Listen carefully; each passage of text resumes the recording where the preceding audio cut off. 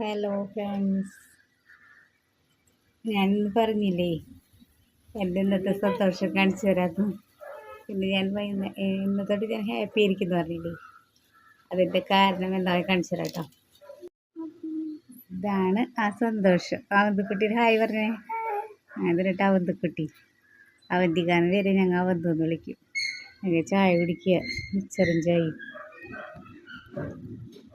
നിങ്ങൾ വിചാരിക്കുക അവന്തിക്കുട്ടി ആരാണെന്ന് വിചാരിക്കില്ലേ?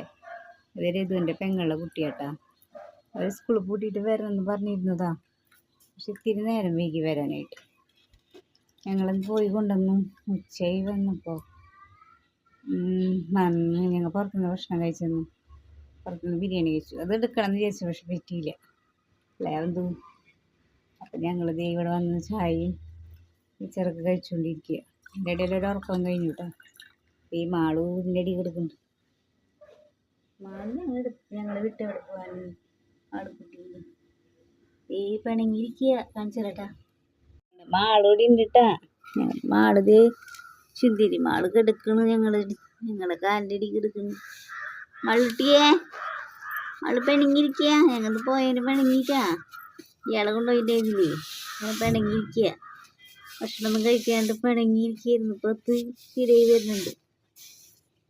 മാളുട്ടി എന്താണ് പിണക്കം? എന്തിനു പിണങ്ങണ്? വന്നേടി നീ. പിണങ്ങിയിരിക്കട്ടെ അവിടെ, ഞങ്ങൾ ചായ കുടിക്കട്ടെ. അപ്പം ഞാൻ പറഞ്ഞ സന്തോഷം ഇതാട്ടോ, നിങ്ങളുടെ അവന്തിക്കുട്ടി വന്ന കാരണം. ഇനി ഞാൻ കുറച്ച് ദിവസം സന്തോഷത്തിലായിരിക്കും. എനിക്കൊരു കൂട്ടായില്ലേ. ഒരു ദിവസം ഇത് പോയി കഴിഞ്ഞാൽ ഒറ്റയ്ക്കായിരുന്നു. എനിക്ക് ഭ്രാന്ത് പിടിക്കായിരുന്നു. ഇപ്പം എനിക്ക് ഇത്തിരി സന്തോഷമായത്. അവൾ മിച്ചറൊക്കെ കപ്പിലിട്ട് തിന്നുന്നുണ്ട്.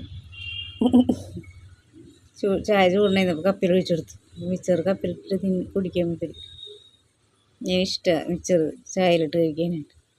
മാമൻ്റെ പോലത്തെ സ്വഭാവം തന്നെയും മാമൻ്റെ സ്വഭാവം.